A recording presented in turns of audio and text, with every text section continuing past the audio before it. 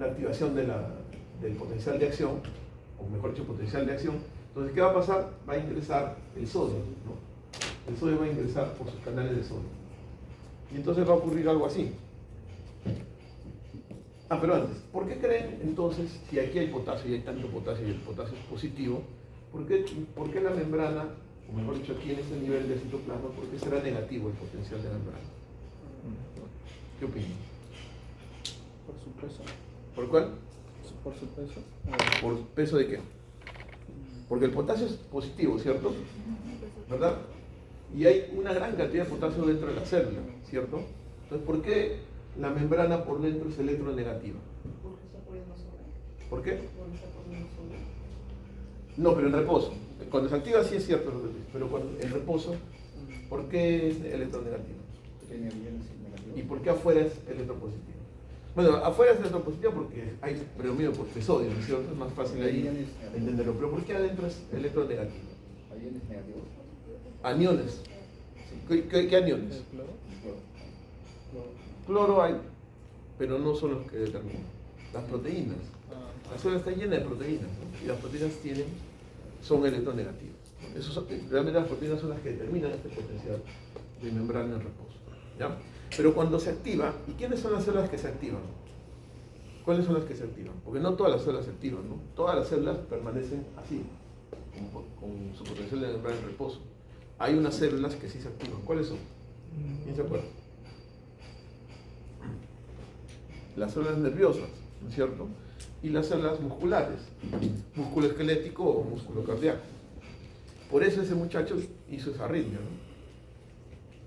Entonces, cuando se activa el potencial, o sea, el potencial de acción, esta electronegatividad se va a ir hacia electropositividad, ¿cierto? Esa electropositividad es ¿por qué? ¿O a qué se debe? Al influjo del sodio, ¿no? Empieza a entrar el sodio.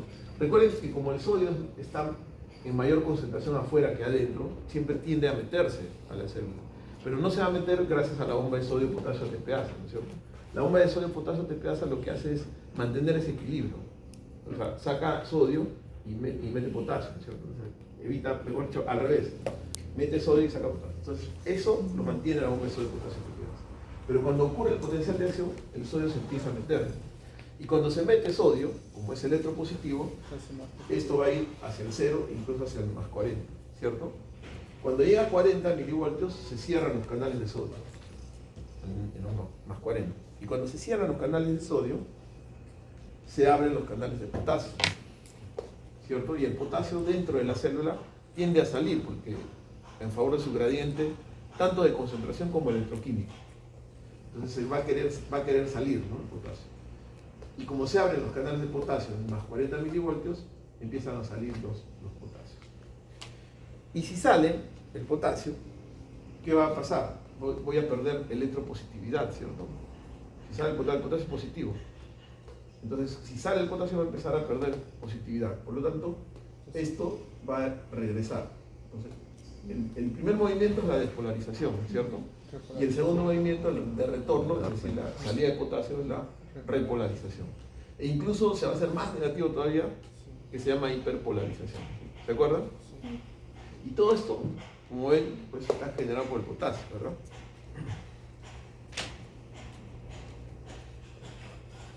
Y entonces esto es importante porque cuando el potasio, la concentración de potasio está incrementada fuera de la célula, estamos hablando de hipercalemia, ¿verdad? El potencial de membrana va a caer y esto va a hacer que el umbral sea más pequeño, ¿no? El umbral de la célula. Entonces, ese umbral más pequeño la va a hacer más excitable a la célula, ya sea una neurona o ya sea una célula miocárdica. ¿Ok? Pero también va a pasar lo mismo cuando hay hipocalemia. Bueno, en el sentido contrario, ¿no? Si hay hipocalemia, el potencial de membrana incrementa, la excitabilidad de la célula disminuye, ¿ya? Sin embargo, en ambos casos, ya sea hipercalemia como hipocalemia, puede haber alteraciones de tipo arritmia cardíaca, ¿sí? Tanto en hipercalemia como en hipocalemia. Por eso lo que quería que se lleven de corolario, así como cuando uno piensa en sodio es problema del cerebro, cuando ustedes piensen en potasio, piensen en el corazón, ¿no? El problema de la arritmia, ¿ya? Muy bien, ¿y cómo se regula el potasio? ¿Sí? el potasio tiene que tener una fuente de ingreso, un área de ingreso y una área de salida, ¿no es cierto? El ingreso del potasio es a través del sistema digestivo, ¿verdad? En la dieta. Nosotros diariamente ingerimos de 60 a 80 milimoles por día. Y eso generalmente está en las carnes, ¿ya? También en las frutas, ustedes habrán escuchado que dicen el plátano, que el jugo de naranja, ¿no es cierto? Y es cierto. Sin embargo, no es la principal fuente de alimentación. ¿Qué es lo que más comemos? Proteínas, ¿no? De las carnes, sobre todo. Ahí están realmente el potasio. ¿Se acuerdan que yo les había comentado de esa anécdota que tengo siempre, de que los pacientes en el realmente se iban al frente a comer anticuchos? Ese era su problema, porque comían mucha carne, ¿no? Y el potasio se les elevaba, ¿verdad? Entonces esa es la forma de ingreso. ¿Y cómo sale el potasio? El potasio sale principalmente por esta vía, por el riñón. Y esta es la vía que permite regular, además, esta salida del potasio, ¿ya? El riñón es el que sí es capaz de regular la excreción, ¿ya? Por lo tanto es una vía fisiológica. ¿Y por qué menciono esto? Porque también hay formas de eliminar potasio que no necesariamente son fisiológicas y que también pueden eliminar potasio, ¿sí? Y por lo tanto no son tan reguladas como lo es el riñón. Por ejemplo, a través de la piel, ¿cierto? Y también por vía digestiva. A través de la piel, sudoración excesiva, ¿cierto? La sudoración excesiva puede hacer perder potasio, ¿verdad? Pero no es una condición fisiológica. O sea, en condiciones fisiológicas una sudoración normal no te va a hacer perder potasio, pero en un extremo sí te puede hacer perder potasio. Y en el caso del sistema digestivo, claro, las deposiciones van a tener potasio, ¿no es cierto? Pero en un nivel esperable. Sin embargo, si el paciente tiene vómitos o diarrea, va a perder potasio en grandes cantidades, ¿cierto? Entonces, estas son las otras formas en que se puede excretar potasio, ¿ya? Y que no necesariamente son fisiológicas, ¿sí? Ahora, el potasio, ¿cómo hace el riñón, digamos, para regular al potasio? Recuerden, en el proceso de filtración, aquí se va a filtrar el potasio, más o menos al glomérulo le llegan 700 milimoles por día. ¿Se acuerdan cuánto llegaba de sodio? Lo dije la vez pasada, dije que no se lo aprenden de memoria, pero ustedes se acuerdan. ¿Quién se acuerda? 2000, ¿quién da más? ¿Cuál? De sodio. ¿Cuánto de sodio llega acá? En el glomérulo, que se filtra. ¿Quién se acuerda? 2000 dijo por ahí Diana. ¿Quién da más? 25.000, exacto, 25.000. ¿Por qué hacer esta comparación? Porque fíjense, 25.000 milimoles de sodio comparado con 700. Es enorme, ¿no? La diferencia, ¿cierto? Es una diferencia pues abismal, 25.000 a 700 son ¿cuántas veces más? ¿No? O sea, es poco, realmente. ¿Por qué? Porque la concentración de potasio es menor, ¿cierto? Ahora, al igual que le ocurre al sodio, el potasio tiene que ser reabsorbido, ¿sí? Entonces quiero que se fijen en esto.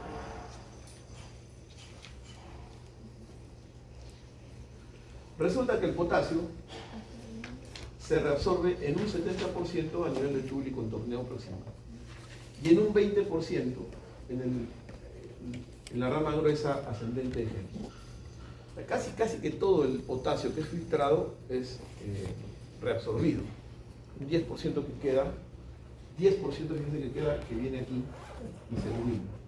¿Y cuánto se elimina? 60 milimoles por día. ¿Y cuánto habíamos dicho que es lo que ingerimos?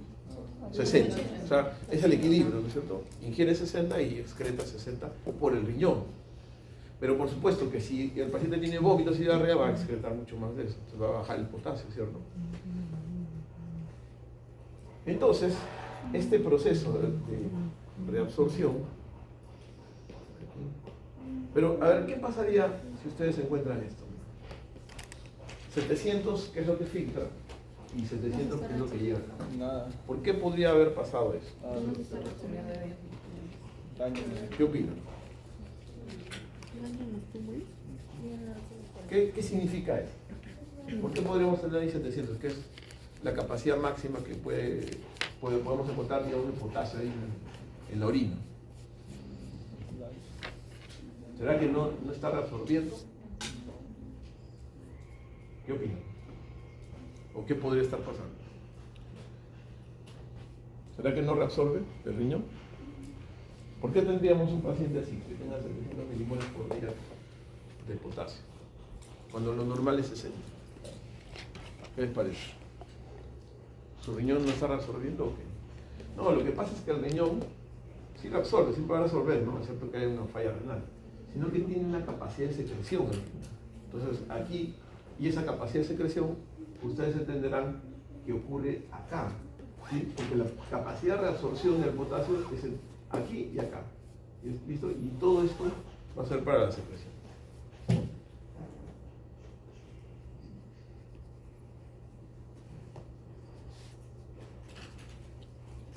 Muy bien, entonces les decía que el 70% se reabsorbía a nivel del túbulo y contorneo proximal. Pero en el túbulo y contorneo proximal ocurren dos momentos. Una al inicio del túbulo y contorneo proximal y otro hacia el final, casi llegando a la asa de Henle. Entonces, vamos a poner, esta es la célula del túbulo, contorneo proximal, la luz del túbulo y ahí un vaso. Entonces, lo vamos a poner al revés, bueno, no al revés, sino así, para que se vea mejor. Entonces, al inicio del túbulo y contorneo proximal, ustedes van a tener que esta zona del túbulo y contorneo proximal es electronegativa, ¿ya? Y entonces el potasio, que es positivo, electropositivo, va a utilizar una bomba que le va a permitir ingresar aquí a la célula tubular para luego pasar al espacio vascular, ¿cierto?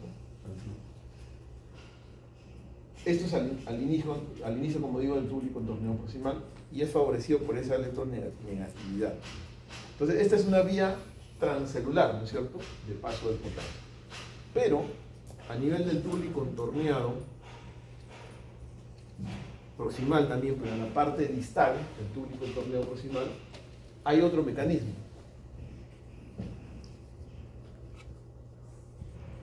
Ese otro mecanismo es que el potasio ya no pasa transcelular, porque en esta zona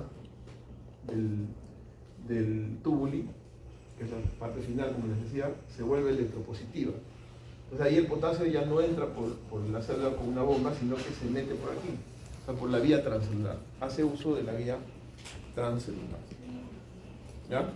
Esos son los dos mecanismos por los cuales el potasio se reabsorbe a nivel del túbulo y contorneado proximal. Y les había dicho que el otro mecanismo es a nivel del asa gruesa, rama ascendente, la rama ascendente gruesa de la Henle, ¿cierto? ¿Cómo es que se reabsorbe el potasio ahí? Ustedes saben eso. Exacto, ¿no es cierto? La furosemida, ¿se acuerdan? Dos preguntas del examen. Ahí está. Exacto. Sodio, potasio, cloro. A nivel de la rama ascendente de la Henle. Pregunta, antes dijo la segunda al final del túbulo y contorneado distal. Proximal, sí.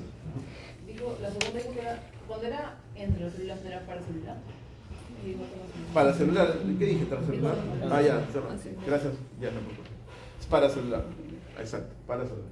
O sea, a nivel inicial es transcelular y a nivel distal del túbulo y contorneado proximal es paracelular.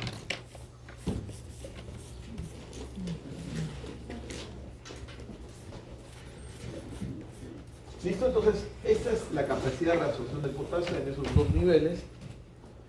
Y hemos dicho pues que para hacia el túbulo y contorneado distal y conducto colector, contorneado distal y conducto colector, lo que ocurre es secreción. Y miren esto, este es un gráfico que muestra el porcentaje de potasio filtrado que se encuentra en el túbulo distal. Y es curioso, ¿no? Porque el túbulo distal acá está, al inicio del túbulo distal, hay poco sodio, poco del potasio filtrado, pero a medida que avanza hacia el final del túbulo y contorneado distal, va aumentando la cantidad de potasio. ¿Por qué? Porque lo está secretando, ¿no? Ese gráfico demuestra que el túbulo y contorneado distal es realmente el que produce la secreción de potasio. ¿Ya? Pero ¿cómo ocurre eso? Con esto, ¿se acuerdan de esto? El intercambiador sodio-potasio, que también hay otro intercambiador sodio-hidrógeno. Perdón, potasio-hidrógeno. Entonces, el intercambiador sodio-potasio, este intercambiador al nivel del tubo y contorneado distal, lo que hace es reabsorber sodio y secretar potasio, ¿cierto? ¿Y qué diurético actúa ahí? El tiazimida. Las tiacidas, ¿no es cierto? No olviden eso, ¿eh? Las tiacidas.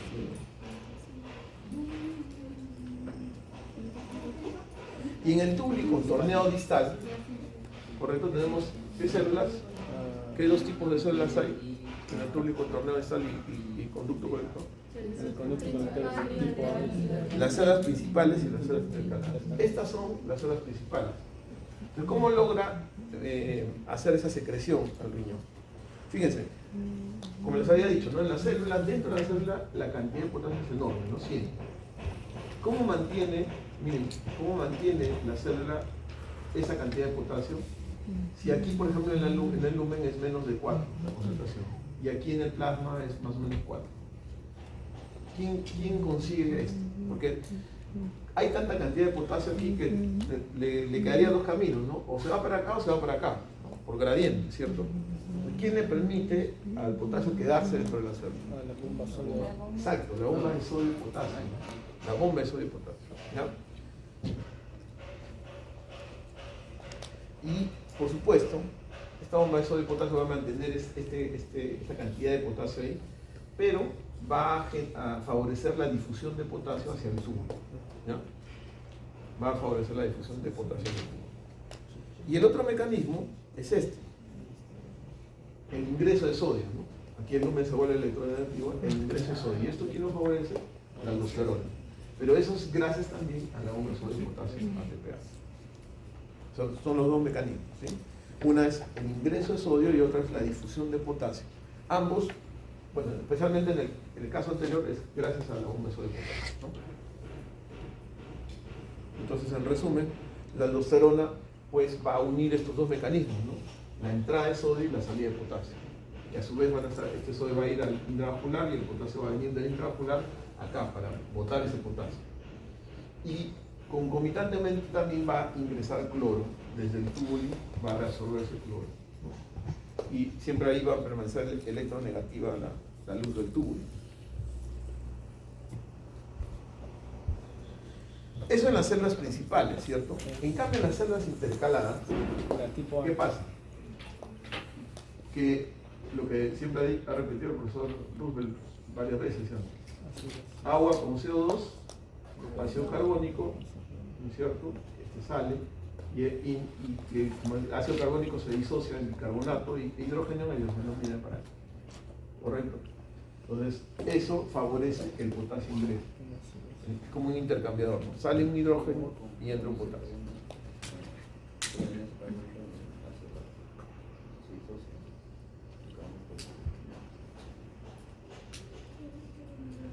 Entonces la resorción proximal es casi total al final del ACGN, como decíamos, eso que quede como un corolario, no se olviden de eso, ¿ya?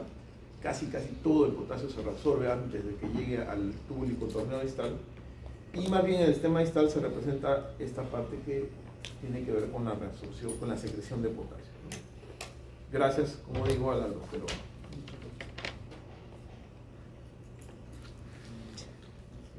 Eso en la zona principal. Y en la zona intercalada, este mecanismo, potasio e hidrógeno. ¿Ya? Ahí más bien trata de la zona intercalada de retener potasio, ¿cierto? Y es por eso que el potasio está muy unido al hidrogenión. Por lo tanto, los cambios ácido-base van a tener que ver con el potasio, ¿ya? Si sube el hidrogenión o si bajan los protones, si se va hacia acidosis o alcalosis, también va a haber cambios en el potasio. Las acidosis están relacionadas con hipercalemia y las alcalosis con hipocalemia. Entonces, ¿qué va a pasar? Una concentración elevada de potasio en el plasma va a estimular a nivel de la glándula suprarrenal la liberación de aldosterona. ¿Para qué? ¿Con qué objetivo? Con la finalidad de excretar mayor cantidad de potasio, ¿sí? O sea, cuando hay un exceso de potasio en el plasma, la aldosterona va a ayudar a botar, a secretar más potasio, ¿ya? Eso es a nivel renal. Y yo les había dicho que a nivel de la piel y del tubo digestivo, pues no ocurre eso, ¿no? Sin embargo, También hay receptores para aldosterona a nivel del colon y a nivel de las glándulas sudoríparas, ¿sí? Sin embargo, su capacidad de regulación no es tan buena como lo que ocurre a nivel del tubo distal, ¿ya? Y entonces ustedes pueden ir viendo que estos tres electrolitos son sumamente importantes y van unidos, no están ligados uno con el otro.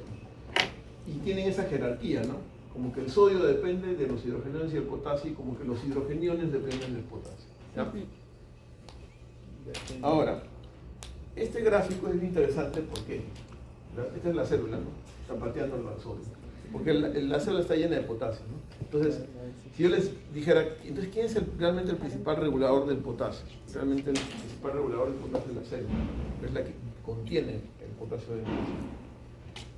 Ahora, veamos los problemas que generan alteraciones en la regulación del potasio. O bien que el potasio aumente, o bien que el potasio disminuya en el plasma. Existen estos mecanismos, ¿ya? Y aquí es importante recalcar esto del sodio, ¿no? En el sodio, el mecanismo por el cual se produce hiponatremia y hiponatremia no era en sí mismo el sodio, sino el agua. En cambio, en el potasio no. En el potasio sí es el mismo potasio el que genera los cambios. Entonces, por ejemplo, ¿cómo podría yo tener alteraciones en el nivel de potasio? Ganancia, ¿no? Si hay más ganancia, voy a hacer hipercalemia, ¿no? O sea, si como más potasio, por ejemplo, voy a tener hipercalemia, por decirles, ¿no? O si hay menos pérdida. Si mi riñón no logra secretar potasio, me voy a quedar con potasio en el plasma, ¿cierto? Y va a haber hipercalemia. Y el otro mecanismo es el desplazamiento. Sucede que el potasio se puede mover del intracelular al extracelular, ¿cierto? Entonces, si el potasio sale de la célula, va a aumentar los niveles de potasio, ¿correcto? Son los mecanismos por los cuales puede haber hipercalemia y hipocalemia, en un sentido o en el otro, ¿ya? Lo vamos a ver ahorita. Por ejemplo, si yo estuviera comiendo o tomando jugo de naranja a grandes cantidades, podría elevar mis niveles de potasio fácilmente, ¿no? Si mi riñón está bien, no va a tener problema, pero es una posibilidad, ¿no? Es como estos pacientes renales que se llevan a comer anticuchos al frente, ¿no? del hospital. Ellos sí tienen problemas porque no pueden eliminar el potasio. Pero también puede suceder esto, ¿no? Por vía endovenosa se equivocan y te ponen potasio. Podría haber hipercalemia. Y no es nada raro, ¿no? Relativamente frecuente, ¿ya? Pero igual podemos hacer hipercalemia porque cualquiera de estos mecanismos se altere, ¿no? Por ejemplo, en un riñón enfermo, ese riñón no va a ser capaz de eliminar potasio, ¿cierto? Entonces el potasio total del cuerpo va a elevarse, va a ser hipercalemia. En un riñón normal, por ejemplo, un riñón normal, pero cuando hay un bloqueo a la aldosterona, puede haber incremento de potasio. ¿En qué circunstancias podría haber bloqueo en la aldosterona? ¿Qué medicina, qué sustancia podría haber? Entonces, aldosterona podemos tener deficiencia, ¿no? Una insuficiencia suprarrenal, por ejemplo, la enfermedad de Addison, te da una disminución de la aldosterona. Pero ¿qué va a pasar? Va a aumentar el potasio. Y si yo bloqueo la aldosterona, también, ¿no es cierto? También, si hay un bloqueo a nivel tubular, va a incrementar el potasio, no lo logra eliminar, ¿no es cierto?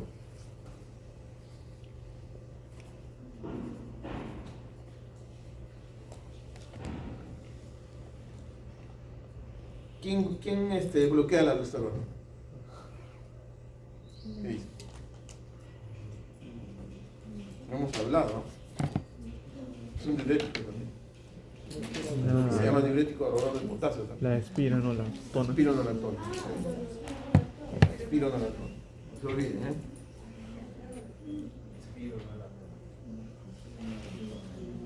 Y si por ejemplo yo doy tiacidas, también va a pasar eso, ¿no?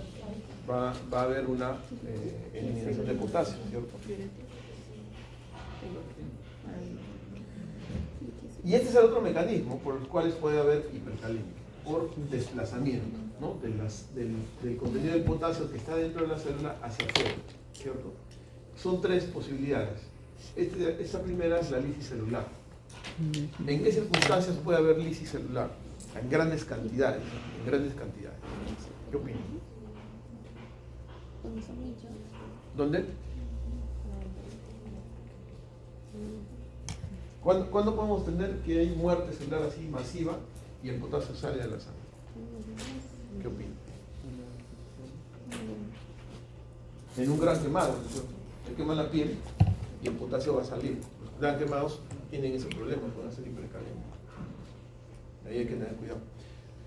Los pacientes con leucemia, por ejemplo, pueden llegar a niveles de 100.000 leucocitos, ¿no es cierto? Imagínense de 10.000 a 100.000 y les dan quimioterapia. Se destruyen masivamente sus glóbulos blancos y entonces van a liberar potasio. El famoso síndrome de lisis tumoral, ¿no? Es una emergencia médico-oncológica.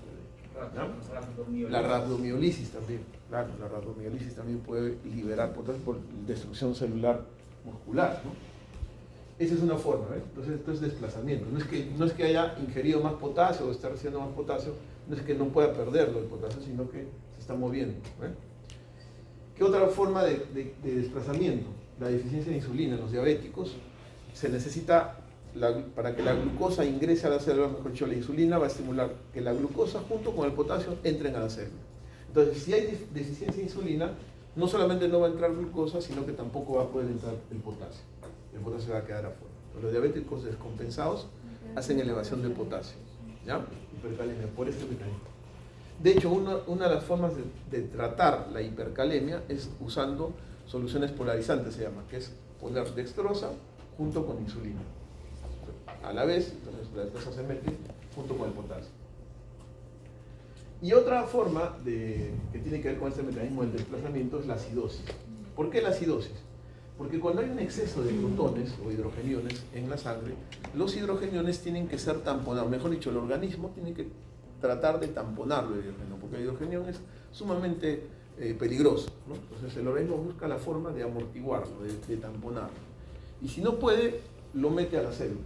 Entonces el hidrogenio se mete a la célula, ¿por qué? Porque hemos dicho que la célula contiene un montón de proteínas, ¿cierto? Y las proteínas, como son aniónicas, captan al hidrogenio. Es una forma de amortiguarlo. El buffer, uno de los principales buffers, de hecho el principal de la célula, ¿no es cierto? O tampoco. Pero lamentablemente cuando el hidrogenio entra a la célula, se intercambia con potasio.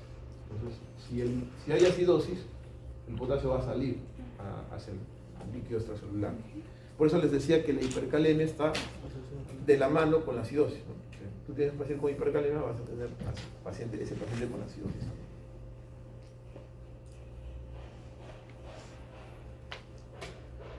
Entonces, en resumen, ¿por qué podemos hacer hipercalemia? Por un exceso en la ingesta o porque me pusieron más potasio en el plasma, ¿no? Por desplazamiento, o sea que el potasio sale de la célula, o por falla en el riñón, por disfunción renal. El riñón es capaz de secretar el potasio, ¿sí? Cualquiera de esas tres puede generar hipercalemia, pero no solamente, generalmente estas van casi juntas, ¿no? O sea, puedes tener una sola, pero pueden ir hasta tres de esos mecanismos juntos.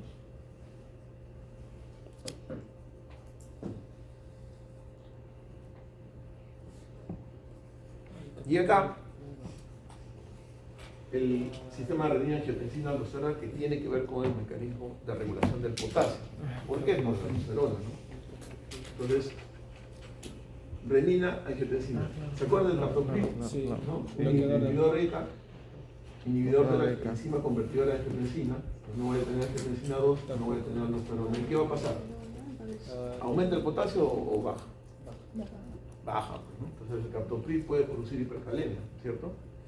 Pero no solo eso, el diurético, hemos dicho, el diurético ahorrador de potasio puede bloquear, ¿no? Entonces, en los pacientes con insuficiencia cardíaca, ¿no? Nosotros les damos diuréticos y le damos antihipertensivos. Entonces podemos generar ese problema, ¿no? De un paciente que vamos a darle más hipercalemia. Y entonces, ¿cómo se manifiestan los síntomas de un paciente que tiene trastorno del potasio por hipercalemia? ¿Qué opinan? Por lo que vimos, ¿no? En el video. No se olviden. Trastornos a nivel electrocardiográfico, ¿sí? Que pueden ir a arritmias malignas. Lo más frecuente es encontrar, este es ¿cómo se llama esta onda? Onda P. ¿Esta? QRS. ¿Esta? ¿Qué representa la onda P? El nodo sinusal.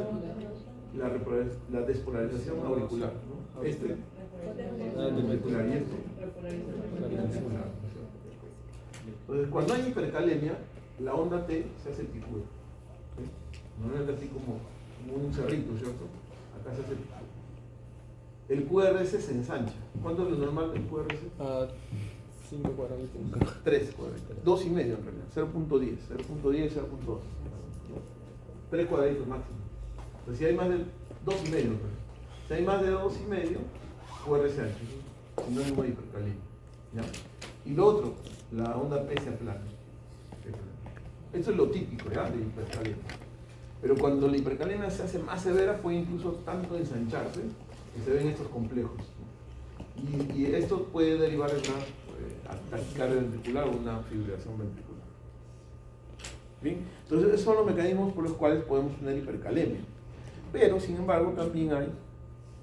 ¿Se acuerdan que cuando hablamos de hiponatremia habíamos dicho que puede haber pseudo-hiponatremia? Bueno, también puede haber pseudo-hipercalemia. ¿Ya? ¿Cuándo ocurre eso? Por ejemplo, cuando hay una elevada concentración de plaquetas, las plaquetas tienen gran cantidad de potasio, por supuesto, dentro. Entonces, esa gran cantidad de plaquetas, una vez que dejas el suero ahí, si lo dejas mucho tiempo, se puede liberar el potasio de esas plaquetas, le toman, lo ponen en el analizador y de pronto le sale 7 de potasio. El paciente está tranquilo, ¿no? Entonces, siempre tienen que verlo en el contexto clínico. Lo que pasa es que esta tenía una pseudohipercalemia causada por estos problemas. Y hay otro mecanismo de pseudohipercalemia, que es este. Cuando le van a sacar sangre y ocluyen demasiado, ¿no?, le ponen un torniquete así muy fuerte o por mucho tiempo, y entonces eso va a provocar hemólisis, ¿no? Entonces, como le estoy sacando la sangre de acá, esos glóbulos rojos se mueren, liberan potasio, y como le estoy sacando así muy cerquita al torniquete, le va a salir el potasio elevado. Pero no es que tenga hipercalemia, ¿sí? Entonces, mucho cuidado con la pseudo hipercalemia, ¿no? Y eso es cuanto a hipercalemia. En cuanto a hipocalemia, o sea, es pérdida de potasio, entonces hemos dicho que la hipocalemia, o mejor dicho, la pérdida de potasio de hipocalemia puede ser provocada por enfermedad renal, ¿no? Enfermedad renal, uso de diuréticos también, así que boten más potasio, ¿verdad? Va a haber hipocalemia. O la presencia de vómitos o diarrea. Por la diarrea vas a perder potasio, por los vómitos vas a perder potasio. O fístulas enterocutáneas. En los pacientes que son operados del intestino pueden generarse fístulas, ¿no? Y por ahí puede salir secreción que va a tener alto contenido de potasio, ¿ya? Entonces, esos pacientes van a ir hacia la hipocalemia. ¿Qué otro mecanismo hay de hipocalemia? Por ejemplo, cuando uso estas soluciones que les decía, polarizantes, ¿no? Si me paso en exceso, ¿no? Esto es un problema que ocurre cuando el paciente está con hipercalemia, pero le doy solución polarizante y le sigo dando y me voy a los extremos, ¿no? Entonces, ¿qué va a pasar? Hipocalemia. Y la hipocalemia va a dar estos síntomas: debilidad muscular, tetania, o sea, se puede quedar más bien contraído el músculo, como en el tétano, ¿no? Cambios también en el electrocardiograma. A diferencia de la hipercalemia, los cambios en el electrocardiograma son más sutiles en hipocalemia, ¿ya? El signo más frecuente de electrocardiográfico de hipocalemia es la presencia de la onda U. ¿Han escuchado hablar de la onda U? Sí, creo que sí. No, que soy de la Alianza ya. La onda U es una onda que aparece después de la onda P. Sí, la segunda. Perdón, de la onda T, ya. P, QRS, T, y hay una onda pequeñita que se llama onda U, ¿ya? Cuando ustedes se encuentran en onda U, casi que es hipocalemia, ¿ya? Después no da otros cambios, pero sin embargo, si la hipocalemia es muy severa, como el caso que vimos, que tenía 2 de potasio, de frente puede ir una arritmia maligna, o sea, puede ser fibrilación ventricular o taquicardia ventricular, ¿ya? Y otro problema de la hipocalemia es este: incrementan la sensibilidad a la digital. La digital es la digoxina, que se usa en insuficiencia cardíaca. ¿Han oído hablar de la digoxina? En cardio han hecho, estoy seguro de eso. Entonces, en el otro bloque estábamos hablando de eso. Decían, no, nunca hemos visto digoxina, no sé cuánto. Seguro que el próximo semestre van a decir, jamás hemos visto sobre la furosemida. No sabemos qué es el espironolactona. Nunca nos dijo el profesor Rubén nada sobre la furosemida. Les tienen que haber dicho sobre la digosina, estoy segurísimo. Es imposible que no lo saben. Bueno, la digosina es un inmunotrópico positivo, o sea, mejora la contractilidad, ¿ya? Pero lamentablemente esta medicina tiene un umbral de toxicidad muy pequeño, es decir, le pasas un poquito la dosis o la concentración y el paciente puede hacer una intoxicación digitálica, ¿sí? Y en estos pacientes el potasio bajo, la hipocalemia, puede incrementar esa intoxicación digitálica. Es decir, un paciente que normalmente toma una pastilla diaria, por ejemplo la digosina, no pasa nada, tranquilo. Pero si por alguna razón hace hipocalemia, se puede intoxicar. Por ejemplo, un paciente que tiene insuficiencia cardíaca y está tomando digosina y de pronto hace un cuadro de diarrea, va a ser hipocalemia, ¿no es cierto? Por la diarrea. Ese paciente se puede intoxicar por la digosina, por la hipocalemia. Se hace más sencillo. ¿Ya? Muy bien. ¿Alguna pregunta?